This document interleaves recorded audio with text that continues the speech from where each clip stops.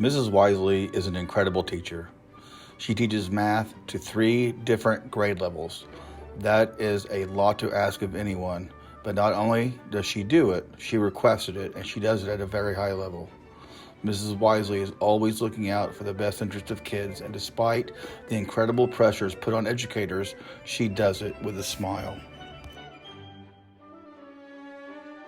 One expectation I have of myself in Math Lab is to help students believe in themselves. We spend time together at the beginning of each school year developing a growth mindset. Not only is it important that students know I will never stop believing in them, but I want them to develop the ability to believe in themselves. It is my hope that the confidence students build in lab will be carried with them into other classrooms.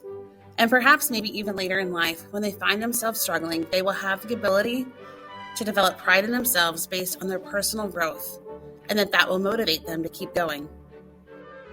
One way I help students succeed is to help them value failure. I teach that getting everything right is not always a sign of learning. Learning comes from mistakes that are analyzed and corrected. In lab, I try to provide risk-free learning opportunities. I encourage students to try again, and I celebrate mistakes because that is when a true opportunity for learning occurs. When I see a student struggle, I often just prod them with questions. What are you thinking? What do you think might be the next step? Why did you erase that? What made you think it was wrong? How can I help? And then I point out that they really unstuck themselves. All I did was stand next to them and ask teacher questions.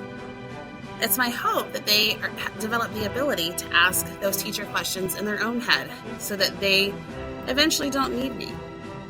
The most rewarding part of teaching Math Lab is watching students grow in confidence and seeing that confidence through success. Middle school is not easy. Few adults ever look back and think, wow, middle school was the best. Let's do that again.